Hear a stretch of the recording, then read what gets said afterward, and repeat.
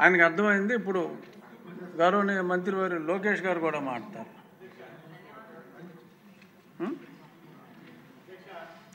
భూమా అఖిలప్రియ గారు ముందు పేరు ఇవ్వాలి. అధ్యక్ష అంటే కుదరదు. అక్కడి నుంచి అఖిలప్రియ గారు. ధన్యవాదాలు అధ్యక్ష. అధ్యక్ష, చరిత గారు మరి సబ్జెక్ట్ అంతా చెప్పారు అధ్యక్ష. మెయిన్ పాయింట్స్ అధ్యక్ష. బ్రిటిష్ కాలంలో కట్టిన కేసీ కెనాల్కి రిజర్వాయర్ లేదు అధ్యక్ష. ఇంతవరకు కూడా దాదాపుగా 20 టీఎంసీలు కెపాసిటీ ఉన్న ఈ తుంగభద్ర దగ్గర గుండెవల ప్రాజెక్టు చాలా ముఖ్యం అధ్యక్ష. కేసీ కెనాల్ రైతులకి చివరి ఆయకట్టు వరకు నీళ్లు రావాలంటే కంపల్సరీ ఈ ప్రాజెక్ట్ అయితే మాకు చాలా అవసరం అధ్యక్ష. ఇప్పుడు ఏమవుతుంది అధ్యక్ష, గుండెవల ప్రాజెక్టు కట్టడానికి డెఫినెట్గా టైం పడుతుంది అధ్యక్ష. అది ఎట్లాగో పూర్తి చేస్తారని ముఖ్యమంత్రి గారు చెప్పారు. అదేవిధంగా లోకేష్ అన్న కూడా మాట ఇచ్చినారు.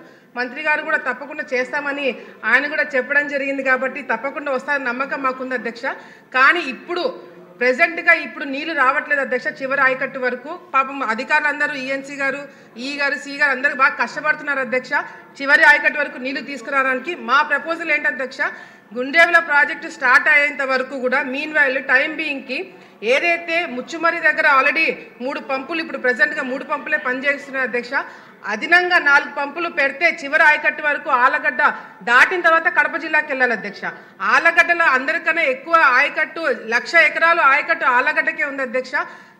అంటే ఆలగడ్డ నియోజకవర్గం దాటుకొని కడపకి వెళ్ళాలంటే మాకే నీళ్లు రావట్లేదంటే కడపకి ఇంకా ప్రాబ్లం అవుతుంది. కాబట్టి అడిషనల్గా 4 ఎక్స్ట్రా పంప్స్ మరి పెట్టిస్తే చివరి ఆయకట్టు వరకు నీళ్ళు వస్తాయి అధ్యక్ష. మళ్ళీ గుండెవల స్టార్ట్ అయినప్పుడు కావాలంటే ఈ పంపులు వేరే దగ్గరికి తీసుకెళ్లి వాడుకోవడానికి అవకాశం ఉంది అధ్యక్ష. సో ఈ 4 పంపులు పెట్టించామని మంత్రి గారు కూడా కోరుకుంటూ అధ్యక్ష. ఇప్పుడు కూడా అధ్యక్ష మంత్రి గారితో నేను నిన్న కూడా ఆయనకు గుర్తు చేశాను. ఆలగడ్డ ప్రాంతంలో శిల్పా వెంచరు ఏదైతే ఎంక్రోచ్మెంట్ చేసే ఇప్పుడు కూడా 7,000 ఎకరాలకి నీళ్లు రాకుండా ఆ ప్రాజెక్టు వల్ల మాకు ఇబ్బంది కలుగుతుంది అధ్యక్ష. మంత్రి గారు ప్రామిస్ చేశారు. మళ్ళీ ఒకసారి దాని గురించి క్లారిటీ ఇచ్చి దీని మీద ఎంక్వైరీ పెట్టించాలని చెప్పి కూడా ఆయన కోరుకుంటున్నాను అధ్యక్ష. ఎందుకంటే కేవలము ఈ శిల్పా వెంచర్ ఆలగడ్డనే కాదు అధ్యక్ష, నంద్యాలలో కూడా ఈ విధంగానే చేశారు అధ్యక్ష. నిన్న మాధవి గారు కూడా చెప్పినారు. కడపలో కూడా ఈ విధంగా కేసీ కెనాల్ మరి భూమిని ఆక్రమించుకొని రియల్ ఎస్టేట్ వ్యాపారం చేస్తున్న వాళ్ళకి శిక్ష పడేలాగా కఠినంగా చర్యలు తీసుకోవాలని చెప్పి కూడా మంత్రి గారిని కోరుకుంటున్నాను అధ్యక్ష. ధన్యవాదాలు అధ్యక్ష. సమస్యతో పాటు పరిష్కారం కూడా సింపుల్గానే చెప్పినట్టుగా అనిపించింది. జయ నాగేశ్వర రెడ్డి గారు క్లుప్తంగా వన్ పాయింట్ అధ్యక్ష, సభ్యులు చెప్పినటువంటి పశ్చిమ ప్రాంతం ఏదైతే ఉందో ఆ ప్రాంతం మాది అధ్యక్ష. కర్నూలు ప్రాంతం, కర్నూలు పశ్చిమ ప్రాంతం అధ్యక్ష. ఒక్కొక్క నీటి బొట్టుకి ఇబ్బంది పడే పరిస్థితి అధ్యక్ష.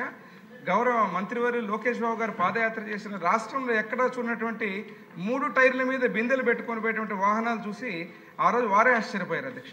తమ ద్వారా ఈరోజు మంత్రి గారిని కోరేది, గత ముఖ్యమంత్రి వర్యులు నారా చంద్రబాబు నాయుడు గారు రాయలసీమ మీద ప్రేమతో గుండ్రేవుల ఆర్టీఎస్ రైట్ కెనాల్ని జీవో నెంబర్ 1896 కోట్లతోటి ఆ యొక్క ప్రాజెక్టులను శాంక్షన్ చేసి ముందుకు తీసుకోవడం జరిగింది అధ్యక్ష.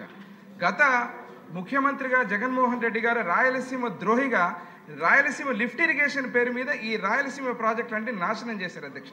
ఇప్పుడు తమ ద్వారా నేను అడిగేది మంత్రి గారిని, గత ప్రభుత్వంలో జరిగినటువంటి ఆ యొక్క ఆర్థిక నష్టాల వల్ల ఈరోజు ప్రభుత్వానికి పూర్తిగా ఆర్థిక ఇబ్బందులు ఉన్నాయి.